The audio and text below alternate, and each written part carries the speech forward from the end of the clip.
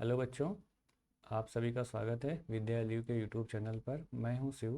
BSc semester 1 का major paper inorganic chemistry का lecture number 3 हम लोग आज पढ़ने जा रहे हैं, जिसमें आपके टॉपिक्स हैं इलेक्ट्रॉन एफिनिटी एंड इलेक्ट्रोनेगेटिविटी। वैसे तो लेक्चर संडे और फ्राइडे को आना है, लेकिन कुछ तकनीकी खराबियों की वजह से लेक्चर हो रहा है लेट। तो चलिए हम लोग शुरू करते हैं कि इलेक्ट्रॉन एफिनिटी और इलेक्ट्रोनेगेटिविटी क्या होता है। तो इलेक्ट्रॉन एफिनिटी की बात करते हैं। इलेक्ट्रॉन एफिनिटी क्या होता है? It is the amount of energy released when an electron is added to the gaseous isolated atom ion. यानी कि आपके पास में कोई आइसोलेटेड गैसियस एटम है जिसमें आपको एक इलेक्ट्रॉन का एडिशन करना है। या तो वो एटम है या फिर आयन है, और उसमें आपको एक एडिशनल इलेक्ट्रॉन का को यहाँ पर ऐड करना है। और इसके एडिशन के बाद में वो पर्टिकुलर आयन क्या होता है, आपका एनायन में कन्वर्ट हो जाता है। इलेक्ट्रॉन एफिनिटी एक मेज़रमेंट होता है, कैसी एक ऐसी टेंडेंसी का जो ये पता करती है, ये मेज़र करती है कि आपका कोई एटम है वो एनायन में कितनी ईजिली चेंज हो रहा है कि नहीं हो रहा है। हम लोग ये देखते हैं कि यहाँ पर आपने एक कोई आपका आइसोलेटेड गैसियस एटम है जिसमें एक इलेक्ट्रॉन का एडिशन आपने कराया, और यहाँ पर ये एनायन बन गया और कुछ अमाउंट में एनर्जी रिलीज़ हुई। तो इसमें हम देखेंगे ग्रेटर द एनर्जी रिलीज, जितनी ज़्यादा एनर्जी रिलीज़ होगी इस प्रोसेस में, उसकी इलेक्ट्रॉन एफिनिटी उतनी ही ज़्यादा होगी किसी पर्टिकुलर एटम या किसी आयन की। ठीक है। फिर हम लोग देखते हैं इलेक्ट्रॉन एफिनिटी क्या मेज़र करता है। आपके पास में क्या होता है, न्यूक्लियस होता है। न्यूक्लियस के अराउंड में आपकी सेल्स होती हैं, और इन्हीं पर्टिकुलर सेल्स में आपके होते हैं इलेक्ट्रॉन्स। और इन इलेक्ट्रॉन्स को अट्रैक्ट करने के लिए आपका न्यूक्लियस एक फोर्स लगाता है जिसको आप लोग बोलते हैं न्यूक्लियर फोर्स। ठीक है, या फिर इफ़ेक्टिव न्यूक्लियर फोर्स। और ये आपके टाइटनेस को मेज़र करता है, यानी कि जो आपका न्यूक्लियर फोर्स है वो आउटर मोस्ट इलेक्ट्रॉन्स पे कितना लग रहा है। इस बात के मेज़रमेंट हम लोग किससे करते हैं? इलेक्ट्रॉन एफिनिटी से। जब कोई हम एडिशनल इलेक्ट्रॉन इसमें ऐड कर रहे होते हैं, मान लीजिए आपके कोई एटम है, उसमें आपके पास में न फिक्स नंबर ऑफ इलेक्ट्रॉन्स हैं, उसमें आपको एक एडिशनल इलेक्ट्रॉन को डालना है उसकी सेल में। और जो भी न्यूक्लियस होगा उस न्यूक्लियस के द्वारा आपके आउटर मोस्ट इलेक्ट्रॉन पे जो कि एडिशनल है, जो ऐड किया गया है, उस पर लगने वाले फोर्स को हम लोग क्या बोलते हैं? इलेक्ट्रॉन एफिनिटी होता बोलते हैं। इसको इलेक्ट्रॉन वोल्ट पर एटम या फिर किलो जूल जूल पर मोल में मेज़र करते हैं।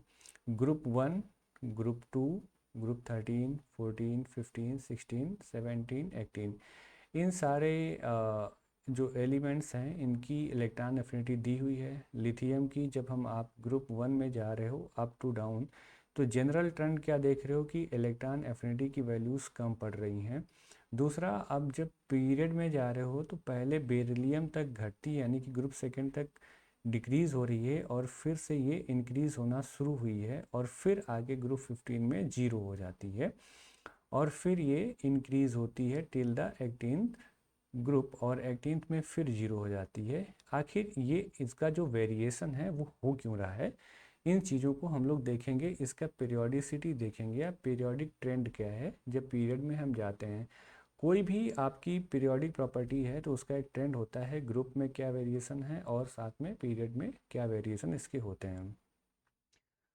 ग्रुप में और पीरियड में वेरिएशन हो सकता है, लेकिन इसमें कुछ एक्सेप्शंस भी होते हैं कि बेरिलियम के केस में आपका फुल फील्ड ऑर्बिटल्स का केस आता है, जिसकी वजह से आप उसमें एडिशनल इलेक्ट्रॉन ऐड करने में आपको प्रॉब्लम आती है। और नाइट्रोजन के केस में हाफ फील्ड का केस आता है, जिसकी वजह से इसमें भी मोर स्टेबिलिटी की वजह से इलेक्ट्रॉन के एडिशन मुश्किल हो जाता है। और आपके जो ग्रुप 18 है इसमें भी आपको पता है नोबल गैसेस हैं, और इनके आउटर मोस्ट सेल जो है ऑलमोस्ट कंप्लीट होती है। क्या होती है? कंप्लीट होती है, कंप्लीट आउटर मोस्ट सेल।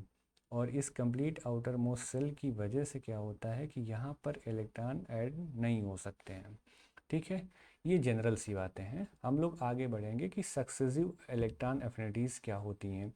जैसे आप देखते हो कि सेकेंड, थर्ड एंड आपकी इसके आगे भी आयनाइजेशन एनर्जीज पॉसिबल हैं, इसी तरीके से आपकी इलेक्ट्रॉन एफिनिटीज़ भी पॉसिबल हैं। आपकी first electron affinity, second electron affinity, ठीक है। इस तरीके से इसकी भी पॉसिबिलिटी है एज आयनाइजेशन एनर्जीज।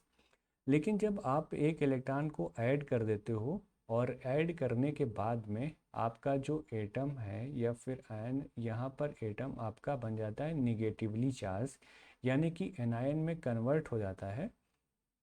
फिर जो कन्वर्जन होता है सेकेंड इलेक्ट्रॉन का, जब हम इसमें एडिशन करते हैं, कोई भी है, मान लीजिए ये आपका कोई एक्स है और इसमें आपने इलेक्ट्रॉन का एडिशन कराया और this change into the minus, और इसमें नेक्स्ट इलेक्ट्रॉन का एडिशन करना है, तो होता क्या है कि आपका जो सेकेंड इलेक्ट्रॉन इस निगेटिवली चार्ज आयन में ऐड किया जाएगा, उसको अपोजिशन मिलेगा, यानी कि उसको अपोज करा जाएगा। किसके द्वारा?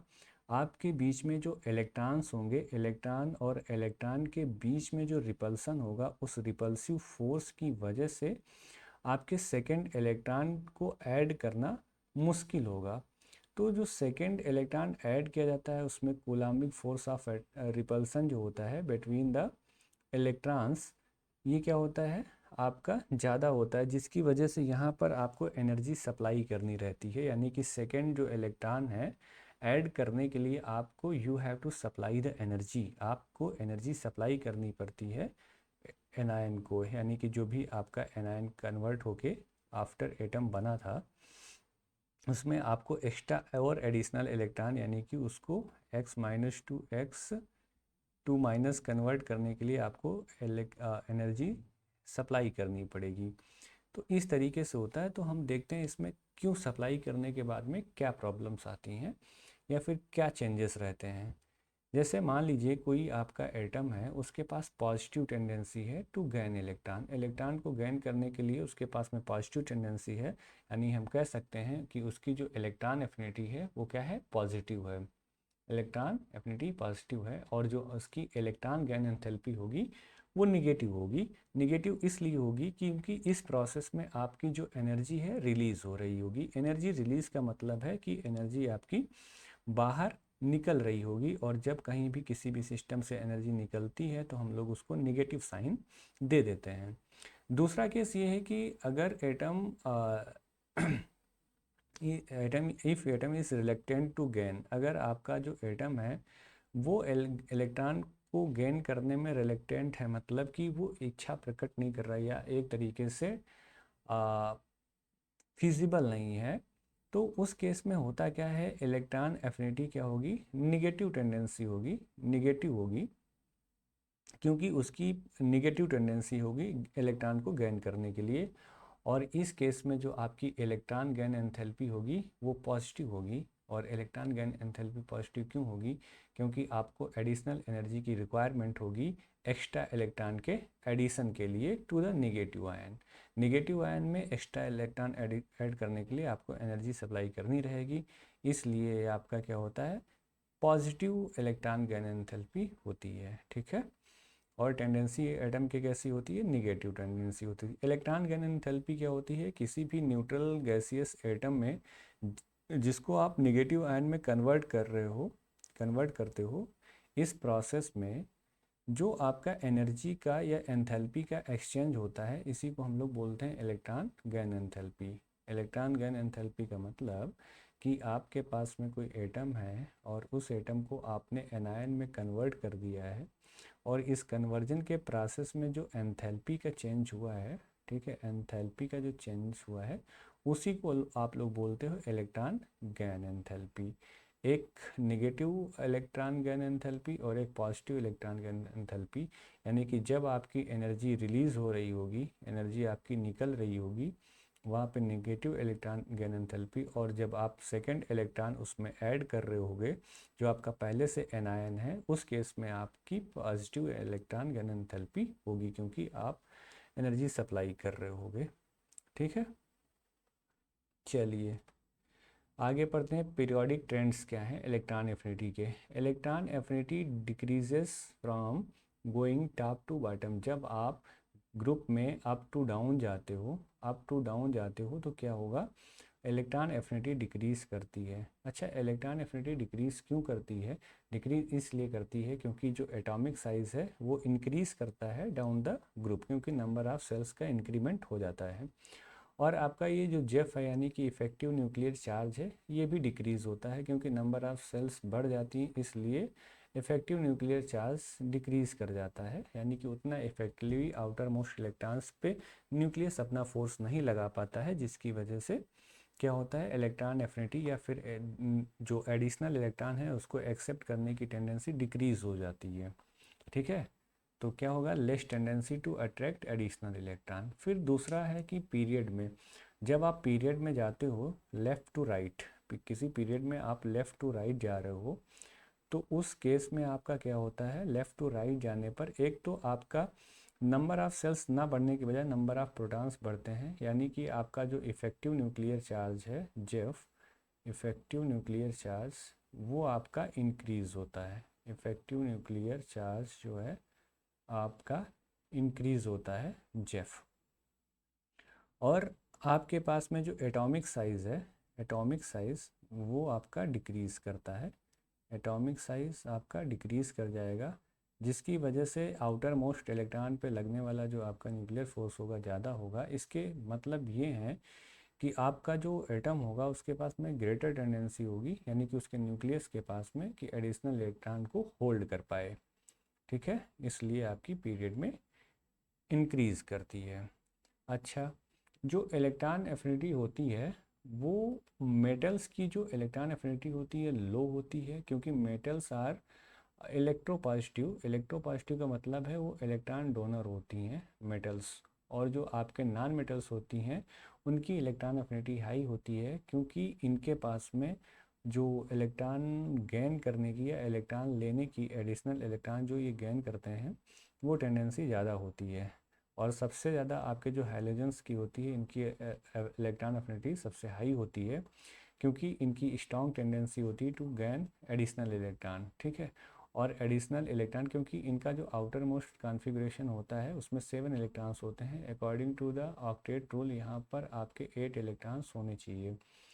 तो इसलिए जब 8 इलेक्ट्रॉन्स होंगे तो इनका जो है कॉन्फ़िगरेशन कैसा हो जाएगा, स्टेबल हो जाएगा। तो स्टेबल इलेक्ट्रॉनिक कॉन्फ़िगरेशन पाने के लिए इलेक्ट्रॉन एफिनिटी इनकी हाई होती है।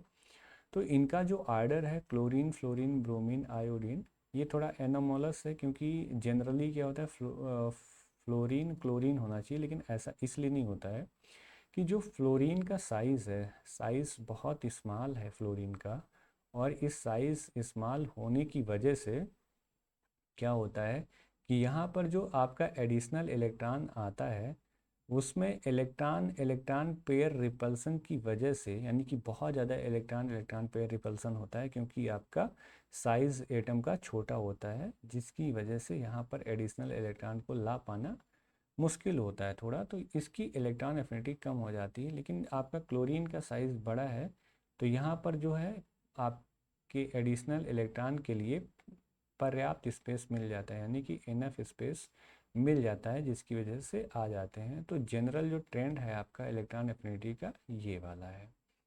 और जो आपकी नोबल गैसेस होती हैं, क्योंकि इनका आउटर मोस्ट इलेक्ट्रॉनिक कॉन्फ़िगरेशन क्या होता है, स्टेबल होता है, यानी कि आपका 8 होता है, ऑक्टेट कंप्लीट होता है, ऑक्टेट कंप्लीट होता है, और कंप्लीट ऑक्टेट की वजह से नोबल गैसेस की इलेक्ट्रॉन एफिनिटी 0 होती है। जो मैंने अभी एक टेबल दिखाई थी उसमें बेरिलियम है, मैग्नीशियम है, यानी कि आपका जो सेकेंड ग्रुप है, सेकेंड ग्रुप, इसमें जो आपका मान लीजिए बेरिलियम का 4 होता है, तो 1s2 2s2, यानी कि जो आपकी लास्ट सबसेल है उसमें आपके इलेक्ट्रॉन्स क्या रहते हैं, फुल रहते हैं। इस फुलफिल्ड यानी कि फुलफिल्ड स्टेज में आपका क्या होगा, ये स्टेबिलिटी ज़्यादा होगी, और स्टेबिलिटी ज़्यादा होने की वजह से क्या होगा, यहाँ पर एडिशनल इलेक्ट्रॉन को ऐड करना मुश्किल होगा, और आपके पास में ये ऑप्शन नहीं रहेगा। दूसरा आपका नाइट्रोजन का केस आता है, नाइट्रोजन के केस में आपका 2p3, यानी कि यहाँ पर हाफ फील्ड का केस आता है, जो आर्बिटल्स हैं हाफ फील्ड का केस आता है, जिसकी वजह से इसकी स्टेबिलिटी ज़्यादा होती है, यानी कि आपका जो फुल फील्ड है, ठीक है, full field and half field subshell जो होती है, and half filled subshell are more stable, और इनकी स्टेबिलिटी की वजह से इनकी जो इलेक्ट्रॉन एफिनिटी होती है वो लगभग जीरो होती है, यानी कि practically it is equal to zero. चलिए, ऐसे कौन से फैक्टर्स हैं जो इलेक्ट्रॉन एफिनिटी को अफेक्ट करते हैं, यानी कि factor affecting electron affinity. Atomic size, यानी कि आपका अगर एटॉमिक साइज़ इंक्रीज़ होगा तो एटॉमिक साइज़ इंक्रीज़ होने का मतलब ये हो जाता है कि यहाँ पर आपके आउटर न्यूक्लियस से आउटर मोस्ट सेल के बीच की दूरी जो है बढ़ जाएगी और न्यूक्लियर फोर्स आपका कम पड़ जाएगा, इसलिए इलेक्ट्रॉन एफिनिटी भी डिक्रीज़ होगी।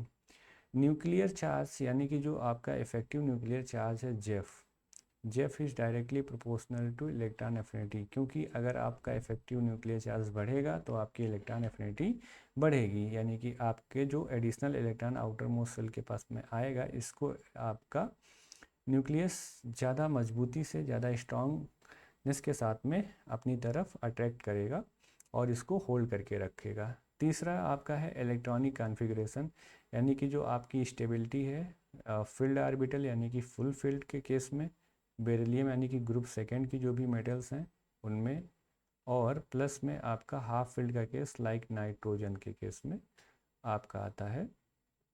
और यहाँ पर 1s2 2s2 यहाँ पे ये दो, ये भी फुल फील्ड का केस, बेरिलियम मैग्नीशियम यानी कि जो भी आपकी सेकेंड ग्रुप की मेटल्स हैं एल्केलाइन अर्थ मेटल्स, इनकी इलेक्ट्रॉन एफिनिटी क्या होती है, जीरो होती है।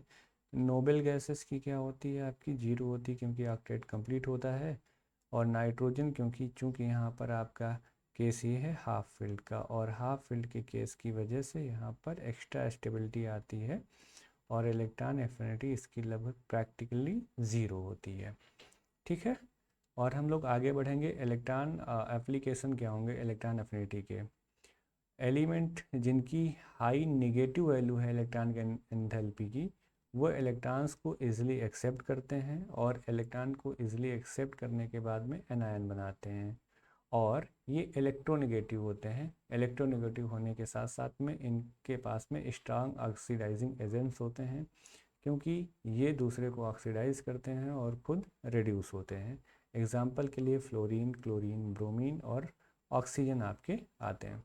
अब जैसे है कि on the basis of ionization potential या आयनाइजेशन एनर्जी और इलेक्ट्रॉन एफिनिटी का जो ट्रेंड्स है, उसके बेसिस पे मेटालिक नेचर या फिर कई तरह के हम लोग इनके नेचर का एक्सप्लेनेशन करेंगे, ऐसे बहुत सारे। जैसे आप लोग देखोगे कि जो आयनाइजेशन पोटेंशियल है, इसका मतलब ये हुआ कि आपका कोई एटम है और उस एटम ने एक इलेक्ट्रॉन को रिलीज़ करके यहाँ पर पॉजिटिव चार्ज आ गया, यहाँ पर पॉजिटिव चार्ज आ गया, यानी कि यहाँ पर इसने आयनाइजेशन पोटेंशियल की वजह से क्या कटायन बना आपका कोई भी आइसोलेटेड गैसियस एटम। और यहाँ पर जो इलेक्ट्रॉन एफिनिटी है, यहाँ पर एक इलेक्ट्रॉन एक्सेप्ट करके आपका बना क्या, एनायन बना, दिस इज एनायन। इन दोनों केस में हम लोगों को देखना है कि कटायन और एनायन कब बन रहा है। आपको पता है कि साइज़ जैसे जैसे बड़ा होता है, यानी कि अप टू डाउन जाने पर ये ग्रुप है, ये आपका ग्रुप है अप टू डाउन, और ये आपका पीरियड है। ठीक है, ये क्या है, पीरियड, और ये है आपका group, up to down group. तो यहाँ पर केस क्या है कि मेटेलिक नेचर जो है इंक्रीज़ करता है, क्योंकि electron donating tendency up to down group में जाने पर इंक्रीज़ होती है, ये इंक्रीज होती है। और मेटेलिक यानी कि जो इलेक्ट्रो पॉजिटिव नेचर है, वो आपके पीरियड में जाने पर डिक्रीज़ होता है, क्योंकि इफेक्टिव न्यूक्लियर चार्ज बढ़ जाता है। नॉन मेटेलिक नेचर ग्रुप में अप टू डाउन जाने पर डिक्रीज़ होगा, और नॉन मेटेलिक नेचर जो पीरियड में है इंक्रीज़ होगा, ये है। फिर आगे रिड्यूसिंग नेचर क्या है, रिड्यूसिंग नेचर आपका अप टू डाउन जाने पर इंक्रीज़ होगा, क्योंकि नंबर ऑफ जो इलेक्ट्रॉन्स हैं वो देने की टेंडेंसी बढ़ जाएगी। ठीक है, तो यहाँ पे रिड्यूसिंग नेचर बढ़ेगा, और रिड्यूसिंग नेचर जो है आपका पीरियड में डिक्रीज़ हो जाएगा। ठीक इसके उलट oxidizing nature, oxidizing nature decrease होगा, क्योंकि इलेक्ट्रॉन डोनेशन की टेंडेंसी बढ़ जाएगी, और ऑक्सीडाइजिंग नेचर जो आप जाओगे किसमें, पीरियड में, तो इंक्रीज़ करेगा। अब stability and activity of metal, यानी कि हम लोग बात करेंगे स्टेबिलिटी और एक्टिविटी ऑफ मेटल्स की, स्टेबिलिटी और एक्टिविटी के बारे में। जब मेटल की स्टेबिलिटी की बात करेंगे तो अप टू डाउन जब आप जाते हो तो उनका साइज़ बढ़ता है और न्यूक्लियर चार्ज घटता है, यानी कि इफेक्टिव न्यूक्लियर चार्ज डिक्रीज़ होता है। तो आउटर मोस्ट सेल के जो इलेक्ट्रॉन्स हैं या जो वैलेंस इलेक्ट्रॉन हैं उनको होल्ड करने की कैपेसिटी कम हो जाती है, जिसकी वजह से क्या होगा, यहाँ पर आपका मेटल की स्टेबिलिटी डिक्रीज़ होती है।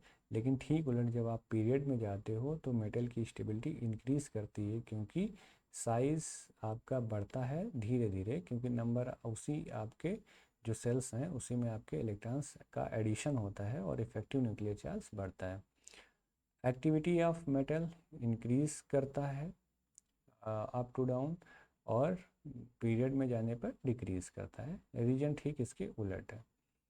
अब हम लोग नेचर ऑफ ऑक्साइड की बात करेंगे। As we go down the group, metallic nature increase, और बेसिक नेचर ऑफ जो ऑक्साइड्स है मेटेलिक ऑक्साइड वो भी इंक्रीज़ करता है और पीरियड में आपका डिक्रीज़ करेगा। और acidic nature up to down जाने पर डिक्रीज़ करेगा, लेकिन पीरियड में आप जब जाओगे तो इंक्रीज़ करेगा। ठीक है। अब हम लोग आते हैं इलेक्ट्रोनेगेटिविटी पे। ये आखिर इलेक्ट्रोनेगेटिविटी है क्या? इलेक्ट्रोनेगेटिविटी क्या होता है कि आपका कोई बॉन्डेड एटम मॉलिक्यूल है, जिसमें बॉन्डेड स्टेट में या कंबाइंड स्टेट में आपके एटम्स हैं, उन एटम्स के बीच में जो आपके इलेक्ट्रॉन्स की शेयरिंग होगी, उन इलेक्ट्रॉन्स को अट्रैक्ट करने की जो टेंडेंसी होगी वो होगी आपकी इलेक्ट्रोनेगेटिविटी। ठीक है। तो क्या it is defined as a tendency of an atom to attract share pair of electrons. ठीक है। यानी कि जो भी आपका शेयर पेयर ऑफ इलेक्ट्रॉन्स हैं उनको अपनी तरफ अट्रैक्ट करने की टेंडेंसी जो होगी उसको आप बोलोगे इलेक्ट्रोनेगेटिविटी। किसमें? कोवैलेंटली बॉन्ड, अगर कोई बॉन्डेड मॉलिक्यूल्स हैं उसमें अपनी तरफ शेयर्ड इलेक्ट्रॉन पेयर को अट्रैक्ट करने की टेंडेंसी को ही क्या बोलेंगे आप लोग? इलेक्ट्रोनेगेटिविटी। और इसमें आप लोग क्या बोलोगे? इसको EN या साई से रिप्रेजेंट करते हो। आपका जो आयनाइजेशन एनर्जी है, इलेक्ट्रॉन एफिनिटी है, ये आप लोग क्या करते हो? गैसियस आइसोलेटेड स्टेट जो होता है एटम का उसमें आप मेज़र करते हो। लेकिन जो आपकी इलेक्ट्रोनेगेटिविटी की प्रॉपर्टी है वो क्या है? बॉन्डेड स्टेट में है। यानी कि आप आइसोलेटेड एटम की इलेक्ट्रोनेगेटिविटी नहीं बता सकते, या आप कैसे कंपेयर करोगे? क्योंकि ये जो प्रॉपर्टी है आपके बॉन्डेड स्टेट में है, यानी कि आपके जब कंबाइंड स्टेट में आपके एटम्स होंगे उस कंबाइंड स्टेट में ही आपकी इलेक्ट्रोनेगेटिविटी डिफाइन करी जाएगी, क्योंकि जो आपका शेयर्ड पेयर ऑफ इलेक्ट्रॉन है उसको अट्रैक्ट करने की टेंडेंसी जिसकी ज़्यादा होगी उसकी इलेक्ट्रोनेगेटिविटी ज़्यादा होगी।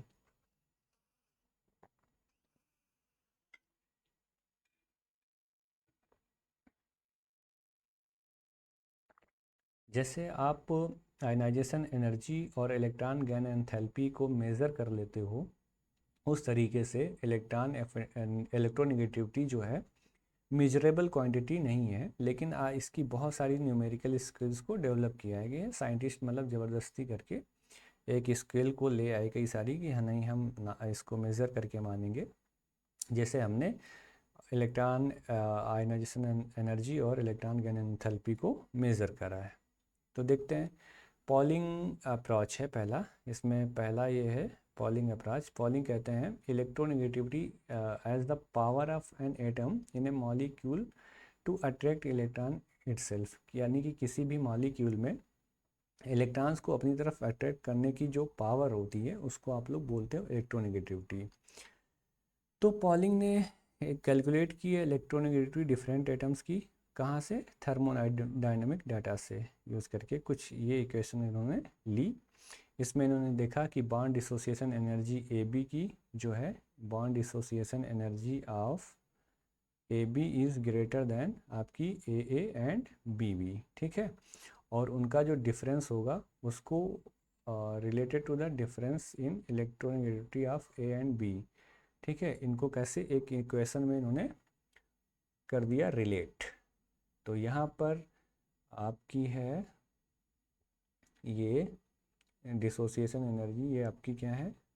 डिसोसिएशन एनर्जी हैं, बॉन्ड डिसोसिएशन एनर्जी को रिप्रेजेंट कर रहा है। और कौन से बॉन्ड की, A B, A and B B की, यानी कि ये बी बी की बॉन्ड डिसोसिएशन एनर्जी है, ये ए की और ये ए बी की। साई ए और साई बी क्या डिनोट करता है, इलेक्ट्रोनिगेटिविटीज़ को बताता है। ए और बी की जो इलेक्ट्रोनिगेटिविटी हैं कंपैरेटिवली इनको बताता है। और ये एक फार्मूला दिया इन्होंने, ये डिफरेंस है, और ये 23 साई ए माइनस साई बी का होल स्क्वायर। लेकिन पॉलिंग ने बाद में क्या किया, इन्होंने ज्योमेट्रिक मीन को लिया। किसको, ज्योमेट्रिक मीन को लिया इंस्टेड ऑफ अरिथमेटिक मीन्स को, ठीक है। फिर उन्होंने एक डिफरेंट फार्मूला दिया, bond association energy of A B minus A and into B B का होल हाफ एंड यानी कि आपका अंडर रूट है ये, और फिर ये डिफरेंस और 30 साई ए माइनस साई बी का होल स्क्वायर, और ये आपका फार्मूला दे दिया पॉलिंग ने। अच्छा, फिर आपका नेक्स्ट जो है सेकेंड अप्रोच है एलरेड एंड रोको अप्रोच। एलरेड और रोको ने डिफाइन क्या किया इलेक्ट्रोनेगेटिविटी को, ये बता रहे हैं कि ये कोई इलेक्ट्रोस्टैटिक फोर्स ऑफ अट्रैक्शन है, जो कि आपका एटम, कोई एटम है जिसका न्यूक्लियस वैलेंस इलेक्ट्रॉन पे एक्सर्ट करता है। यानी कि आपका ये न्यूक्लियस है, इसमें जो वैलेंस इलेक्ट्रॉन है इस पे एक्सर्ट करने वाला जो आपका इलेक्ट्रोस्टैटिक फोर्स ऑफ अट्रैक्शन होगा, उसको हम लोग बोलते हैं इलेक्ट्रोनेगेटिविटी। उन्होंने यूज़ किसका किया, इफेक्टिव न्यूक्लियर चार्ज का, और उसके बाद में एक एम्पिरिकल फार्मूला दिया, psi equal to 0.359 into Zeff by R square plus 0.744। जो साई की साई क्या है आपकी इलेक्ट्रोनेगेटिविटी है, आर कोवेलेंट रेडियस है जो कि एंगस्ट्रॉम है, यानी कि 10⁻⁻10 मीटर, ठीक है।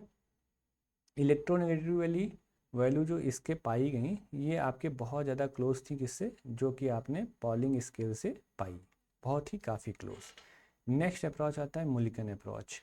मुलिकन ने क्या कहा कि जो आपका इलेक्ट्रॉन एफिनिटी है वो एवरेज है किसका, यानी कि आयनाइजेशन एनर्जी और जो इलेक्ट्रॉन एफिनिटी का एवरेज है वो आपका इलेक्ट्रोनेगेटिविटी बताता है, यानी कि उसके बराबर है। तो average of ionization energy and electron affinity of atom should be a measure of electronegativity. तो इन्होंने ये वाला फार्मूला दे दिया। तो जो आपका electron ionization affinity, electron ionization energy, electron affinity किसी भी एटम में क्या होती हैं, ये एक्सपेरिमेंटली वैल्यूज़ नहीं होती हैं, एक्सपेरिमेंटली ऑब्जर्व वैल्यू नहीं होती हैं, जो कि आइसोलेटेड गैसेस एटम यानी ग्राउंड स्टेट में ये होती हैं। इनको कैलकुलेटेड वैल्यूज़ ये इन्होंने इनका यूज़ किया, जो कि आपकी वैलेंस स्टेट में ली गई हैं। ऐसा नहीं है कि आपके आइसोलेटेड गैसियस सिस्टम की गैसियस एटम की ग्राउंड स्टेट से ली हुई हैं, बल्कि एक कैलकुलेटेड वैल्यूज़ का इन्होंने यूज़ किया जो कि वैलेंस स्टेट में ली गई थी। चलो अच्छा, तो मुलिकन की वैल्यूज़ को किसके पॉलिंग स्केल के बराबर लाने के लिए कुछ सुधार किए गए, जिसमें आपका ये न्यू फार्मूला आपका दिया गया, ठीक है। और यहाँ पर जो आपकी आयनाइजेशन एनर्जी और इलेक्ट्रॉन एफिनिटी हैं वो इलेक्ट्रॉन वोल्ट में ली गई हैं, ठीक है। आपका एडवांटेज क्या है मुलिकन अप्रोच का ये एडवांटेज है कि इसमें अगर आपका कोई एलिमेंट है या कोई आपका एटम है वो डिफरेंट ऑक्सीडेशन स्टेट में प्रेजेंट है, तो उन डिफरेंट ऑक्सीडेशन स्टेट या हाइब्रिडाइजेशन स्टेट में प्रेजेंट है, तो उनकी इलेक्ट्रोनेगेटिविटी आप कैलकुलेट कर सकते हो। जैसे electronegativity of carbon in sp3 sp2 sp hybrid state जो है इसमें 2.48 2.66 एंड 2.99 रिस्पेक्टली ऐसे इसमें दिया गया है, ठीक है। लेकिन पॉलिंग स्केल में क्या है, कार्बन की सभी स्टेट में जो भी आपकी इलेक्ट्रोनेगेटिविटी की वैल्यू आई 2.55 आई। तो इसमें क्या है, मुलिकन की अप्रोच जो है, मुलिकन की अप्रोच में यानी कि आप कोई भी आपके पास में एटम है, अगर उसके पास में डिफरेंट ऑक्सीडेशन स्टेट्स हैं, तो इन डिफरेंट ऑक्सीडेशन स्टेट्स में भी आपकी इलेक्ट्रोनेगेटिविटी की वैल्यू आप कैलकुलेट कर सकते हो। ये एडवांटेज है आपका मुलिकन स्केल का। चलो नेक्स्ट पढ़ते हैं। कि आखिर ऐसे कौन से फैक्टर्स हैं जो इलेक्ट्रोनेगेटिविटी को अफेक्ट करते हैं। पहला, चार्ज ऑन द एटम, यानी कि एटम पर चार्ज क्या है। जब कोई एटम पॉजिटिव चार्ज एक्वायर करता है तो क्या करता है, it would tend to attract electrons more strongly than a neutral atom.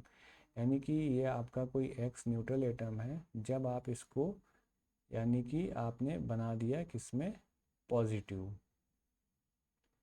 Positive ion में आपने बना दिया, तो ये क्या हो गया, पॉजिटिव आयन क्या होगा, मोर इलेक्ट्रोनेगेटिव होगा, यानी कि इसके पास में मोर टेंडेंसी होगी to attract the electron towards itself, यानी कि अपनी तरफ ये ज़्यादा स्ट्रॉन्ग तरीके से इलेक्ट्रॉन्स को अट्रैक्ट करेगा। तो आप ऐसा कह सकते हो cation will be more electronegative than it's parent ion. और इसी के हम देखेंगे उलट, इसमें क्या होगा, एक इलेक्ट्रॉन ऐड करके इसको नेगेटिव में आपने बना दिया, तो ये जो एनायन होगा, एनायन के पास में पहले से एक नेगेटिव है, और जब आपका एक और इलेक्ट्रॉन आएगा तो रिपल्सन होगा एक तरीके से। तो आप कहोगे कि anion will be less electronegative than it's parent ion, less tendency होगी। फिर आप कहोगे कि higher the positive oxidation state, यानी कि जितना पॉजिटिव ऑक्सीडेशन स्टेट होगा किसी भी एटम का, उसकी अट्रैक्टिंग पावर उतनी ज़्यादा होगी, और इसी के साथ साथ उसकी जो इलेक्ट्रोनेगेटिविटी है वो भी ज़्यादा होगी। यानी कि जितनी ज़्यादा पॉजिटिव ऑक्सीडेशन स्टेट, उतनी ही ज़्यादा अट्रैक्टिंग पावर और उतनी ही ज़्यादा इलेक्ट्रोनेगेटिविटी। चलो, हाइब्रिडाइजेशन का क्या इफेक्ट है। इलेक्ट्रोनेगेटिविटी कैसे इंक्रीज करती है, जब आपका परसेंटेज एस करेक्टर इंक्रीज करता है। Electronegativity will increase with the increase in percentage S character. sp3 hybridization में क्या है आपका 25% एस करेक्टर है, sp2 में 33.3 और sp में 50% है, और इसकी इलेक्ट्रोनेगेटिविटी जो है इसी तरीके से अप टू डाउन इंक्रीज करती जाती है, यानी कि sp3 से sp तक। ठीक है, और फिर नेक्स्ट है इफेक्ट ऑफ सब्सटीट्यूएंट, यानी कि सब्सटीट्यूएंट का इफेक्ट क्या पड़ेगा। जो इलेक्ट्रोनेगेटिविटी की वैल्यू है वो किस बात पे डिपेंड करेगी, कि उसके साथ में कैसा सब्सटीट्यूएंट अटैच है एटम के साथ में। ये जो आपका CF3I है, इसमें कार्बन के पास में ग्रेटर पॉजिटिव चार्ज होगा देन CH3I। ठीक है, और इस तरीके से ये रिएक्शन से आप देख सकते हो डिफरेंट रिएक्शन है, कि जिसमें आपकी कार्बन के पास में मोर पॉजिटिव चार्ज होगा, और उसमें कार्बन क्या होगा, मोर इलेक्ट्रोनेगेटिव होगा। उस केस में आपकी डिफरेंट रिएक्शन होगी, और जिसमें लेस इलेक्ट्रोनेगेटिव है उसमें डिफरेंट रिएक्शन करेगा। फिर क्या है कि रोल क्या होगा, आयनाइजेशन एनर्जी और आपका इलेक्ट्रॉन एफिनिटी का रोल क्या होगा। मुल्कन ने क्या, मुल्कन के अकॉर्डिंग जो है electronegativity is the average of ionization energy and electron affinity. ठीक है, तो जितना ज़्यादा आपका आयनाइजेशन एनर्जी और इलेक्ट्रॉन एफिनिटी होगी, उतनी ही ज़्यादा क्या होगी, आपकी इलेक्ट्रोनेगेटिविटी होगी। यानी कि ionization energy and electron affinity ज़्यादा, यानी कि मोर देन आपका इलेक्ट्रोनेगेटिविटी की वैल्यू भी ज़्यादा होगी। दैट्स आपकी समझ में आया होगा। आगे बढ़ते हैं, इफ़ेक्टिव न्यूक्लियर चार्ज का क्या इफेक्ट होगा। जो आपका इफ़ेक्टिव न्यूक्लियर चार्ज यही है कि न्यूक्लियस के द्वारा आउटर मोस्ट सेल पे लगने वाले फोर्स को बोलते हैं इफ़ेक्टिव न्यूक्लियर चार्ज, जेफ। और ये क्या होता है, proportional to electron attracting power, directly proportional to effective nuclear charge. और ये क्या है आपका अलोंग द पीरियड इंक्रीज करता है, और ग्रुप में अप टू डाउन जाने पर डिक्रीज करता है। तो ये वाला आपका ट्रेंड है, और ये क्या है आपका पीरियड में ट्रेंड है। ओके, जनरल एक्सेप्शन मैं बता चुका हूँ ग्रुप में, कि यहाँ पर आपकी Cl एंड देन F ऐसे वेरी करती है। ठीक है, due to congestion in fluorine atom. Okay, फिर आपका एप्लीकेशन क्या होगा, इलेक्ट्रोनेगेटिविटी का एप्लीकेशंस क्या क्या होंगे, आखिर क्या यूज़ होगा इसका। इलेक्ट्रोनेगेटिविटी अगर हमने पढ़ ली है, यानी कि अगर कोई भी मॉलिक्यूल है जिसमें शेयर्ड पेयर है, यानी कि एटम जब अपनी कंबाइंड स्टेट में होगा, जहाँ पर कोवेलेंटली बॉन्डेड होगा, इलेक्ट्रॉन की शेयरिंग कर रहा होगा, वहाँ पर आपके पास में दो मॉलिक्यूल्स में से या फिर ज़्यादा मॉलिक्यूल्स जिसके पास में मोर टेंडेंसी होगी, यानी कि मोर पावर होगी to attract the share pair of electrons, उसको आप लोग बोलोगे मोर इलेक्ट्रोनेगेटिविटी, या एक कंपैरिजन आप लोग करते हो दो एटम्स के बीच में। तो यही है कि आपका पहला एप्लीकेशन है calculation of partial and ionic character of A covalent bond. कोई भी कोवेलेंट बॉन्ड है उसमें पार्शियल आयनिक करेक्टर है, पार्शियल और आयनिक करेक्टर को आपको बताना है। तो डेवलपमेंट ऑफ आयनिक करेक्टर कैसे होता है, यानी कि आपका कोई मॉलिक्यूल है उसमें आयनिक करेक्टर आएगा कहाँ से। आयनिक करेक्टर के डेवलपमेंट का शुरुआत ही यहीं से होता है, जब कोई आपके एटम ए और बी हैं, उनके बीच में क्या है, इलेक्ट्रोनेगेटिविटी का डिफरेंस ज़्यादा है, यानी कि difference of electronegativity is more. ठीक है, जब डिफरेंस ऑफ इलेक्ट्रोनेगेटिविटी आपका ज़्यादा होगा तब क्या होगा, आपका यहाँ पर आयनिक करेक्टर डेवलप होगा। आयनिक करेक्टर मतलब आपके आयंस में चेंज होने की टेंडेंसी इंक्रीज हो जाएगी। तो जितना ज़्यादा डिफरेंस इन इलेक्ट्रोनेगेटिव होगा, greater will be ionic character, और उसकी हाइयर स्टेबिलिटी होगी बॉन्ड की, यानी कि जो भी बॉन्ड बनेगा उसकी स्टेबिलिटी हायर होगी। Next, calculation of bond length, यानी कि बॉन्ड लेंथ का कैलकुलेशन करना है आपको। जब कोई आपका एटम है वो कंबाइंड स्टेट में होंगे, तो उनके बीच में इलेक्ट्रोनेगेटिविटी डिफरेंस की वजह से पार्शियल पॉजिटिव और पार्शियल नेगेटिव चार्ज, यानी कि आपके पास में आ जाएगा। और इस नेगेटिव और पॉजिटिव चार्ज की वजह से क्या होगा, इनके बीच में आएगी पोलैरिटी। क्या होगी, पोलैरिटी। और इस पोलर नेचर की वजह से क्या होगा, आपकी बॉन्ड लेंथ पे इफेक्ट पड़ेगा, यानी कि आपका जो शेयर्ड पेयर ऑफ इलेक्ट्रॉन्स है इसको एक्सेप्ट करने की या अट्रैक्ट करने की टेंडेंसी बढ़ जाएगी। तो greater the polarity shorter would be the bond length, यानी कि जितनी ज़्यादा डिफरेंस होगा इलेक्ट्रोनेगेटिविटी का, उतना ज़्यादा आपका बॉन्ड छोटा होगा, पोलैरिटी ज़्यादा होगी और बॉन्ड शॉर्टर होगा। चलो, बॉन्ड एंगल्स, अगर आपका कोई पॉली एटॉमिक मॉलिक्यूल है और उसका जो सेंट्रल एटम है वो लेस इलेक्ट्रोनेगेटिव है, तो उनके बीच में जो बॉन्ड एंगल होगा उसकी वैल्यू कम होगी, यानी कि बॉन्ड एंगल की वैल्यू कम होगी। ऐसा क्यों होता है कि अगर आपका कोई सेंट्रल एटम लेस इलेक्ट्रोनेगेटिव है तो उसके पास एक कैपेबिलिटी भी कम होगी कि जो आपके पास में बॉन्डिंग इलेक्ट्रॉन्स होंगे अपनी तरफ अट्रैक्ट करने की टेंडेंसी भी डिक्रीज हो जाएगी, जिसकी वजह से आपका जो बॉन्डिंग पेयर होगा वो दूसरे एटम्स की तरफ शिफ्ट हो जाएगा जो कि आपके सेंट्रल एटम से अटैच होंगे। और इस वजह से क्या होगा, आपके बॉन्ड पेयर और बॉन्ड पेयर में रिपल्सन डिक्रीज हो जाएगा, यानी कि बॉन्ड पेयर और बॉन्ड पेयर के बीच में रिपल्सन डिक्रीज हो जाएगा, और जिसकी वजह से होगा क्या, आपके बॉन्ड लेंथ में डिक्रीज हो जाएगी। ठीक है, बॉन्ड लेंथ जो है आपकी डिक्रीज हो जाएगी। ओके, बॉन्ड लेंथ डिक्रीज हो जाएगी क्योंकि यहाँ पे आपका रिपल्सन कम हो गया बॉन्ड पेयर और बॉन्ड पेयर के बीच में। ठीक है, इलेक्ट्रोनेगेटिविटी अगर ज़्यादा होती तो आपका क्या करता है, सेंट्रल एटम आपके बॉन्डेड इलेक्ट्रॉन्स को अपनी तरफ ऐसे खींचता अपनी तरफ, और इसकी वजह से स्ट्रेन होती, जिसकी वजह से आपका बॉन्ड एंगल बढ़ जाता। नेक्स्ट है डायगोनल रिलेशनशिप। जब आप लिथियम से बेरिलियम जाते हो, यानी कि पीरियड में मूव कर रहे हो, इफेक्टिव न्यूक्लियर चार्ज इंक्रीज कर रहा है, इलेक्ट्रोनेगेटिविटी आपकी इंक्रीज कर रही है, और आप डाउन ग्रुप डाउन में जा रहे हो, यानी कि बेरिलियम से मैग्नीशियम जा रहे हो, तो इसमें क्या होता है, आपकी इलेक्ट्रोनेगेटिविटी तो डिक्रीज करती है, साथ में आपका क्या होता है, डिक्रीज हो जाती है इलेक्ट्रोनेगेटिविटी, क्योंकि उसमें आपकी इलेक्ट्रॉन एक्वायरिंग टेंडेंसी या जो भी एडिशनल इलेक्ट्रॉन को होल्ड करने की टेंडेंसी नहीं रहती। वैसे भी बेरिलियम और मैग्नीशियम जो भी सेकेंड ग्रुप के हैं, इनकी इलेक्ट्रॉन एफिनिटी जीरो होती है, और इसकी वजह से क्या होता है, जब ये अपोजिटली चार्ज होते हैं, ठीक है, अपोजिटली जो चेंजेस हैं कि आप जब पीरियड में लेफ़्ट टू राइट मूव कर रहे हो, लेफ़्ट टू राइट जब जा रहे हो तो आपका इलेक्ट्रोनेगेटिविटी की वैल्यू इंक्रीज़ कर रही है।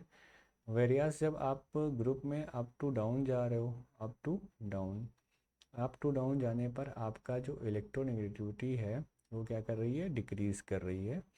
और इसकी वजह से जब हम डायगनली मूव करते हैं ग्रुप पीरियड सेकंड और थर्ड के बीच में, तब इनके बीच में ये जो आपके चेंजेस हैं अपोजिट चेंजेस हो रहे हैं, ये कैंसिल हो जाते हैं, जिसकी वजह से आपके जो डायगनली प्रेजेंट एलिमेंट होते हैं उनके बीच में रिलेशनशिप इस्टेब्लिश हो जाता है, जिसको आप लोग बोलते हो डायगनल रिलेशन। ठीक है, ये हम लोग पिछली क्लास में पढ़ चुके हैं। ओके, फिर हम लोग बढ़ेंगे टाइप्स ऑफ बॉन्ड, यानी कि बॉन्ड का टाइप क्या होगा, और बॉन्ड का टाइप किसके बेसिस पे, इलेक्ट्रोनेगेटिविटी के बेसिस पे हम लोग बताएंगे कि यानी कि दो एटम के बीच में जो बॉन्ड बन रहा है वो किस बात पे डिपेंड करेगा, वो इस बात पे डिपेंड करेगा कि दोनों एटम्स के बीच में इलेक्ट्रोनेगेटिविटी का डिफरेंस क्या है। यानी जो आपकी एटम्स हैं, मान लीजिए ए और बी हैं, तो इनके बीच जो बॉन्ड बन रहा है ये कैसा होगा, इसका नेचर क्या होगा, ये किस बात पे डिपेंड करेगा, nature will depend upon the difference in the electronegativity, यानी कि इन दोनों के बीच में इलेक्ट्रोनेगेटिविटी का डिफरेंस कितना है। अगर आपका डिफरेंस जीरो है, यानी कि इलेक्ट्रोनेगेटिविटी डिफरेंस जीरो है या बहुत कम है, या फिर आप कह सकते हो इक्विवेलेंट आपकी इलेक्ट्रोनेगेटिविटी है, तो इनके बीच जो आपका बॉन्ड बनेगा वो कैसा बनेगा, कोवैलेंट बनेगा, कोवैलेंट बॉन्ड आपका बन जाएगा। और अगर आपका डिफरेंस एक्सीड कर रहा है 2.5 से, तो बॉन्ड कैसा बनेगा, इलेक्ट्रोवैलेंट बॉन्ड आपका बनेगा, यानी कि आयनिक बॉन्ड कह लो आप, आयनिक बॉन्ड।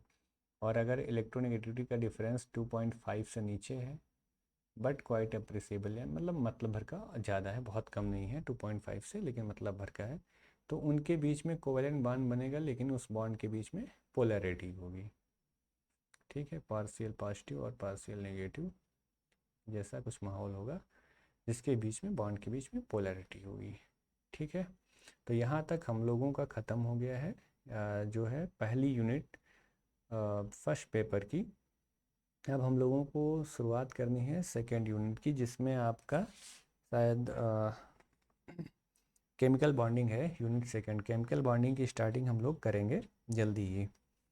ठीक है, और यहाँ तक मेरे ख्याल से बातें समझ में आई होंगी। अगर कोई आपका डाउट है तो आप पूछिएगा, बाकी चैनल को देख लीजिएगा अपने हिसाब से। ठीक है, थैंक यू सो मच, मिलते हैं नेक्स्ट क्लास में, बाय बाय, थैंक यू।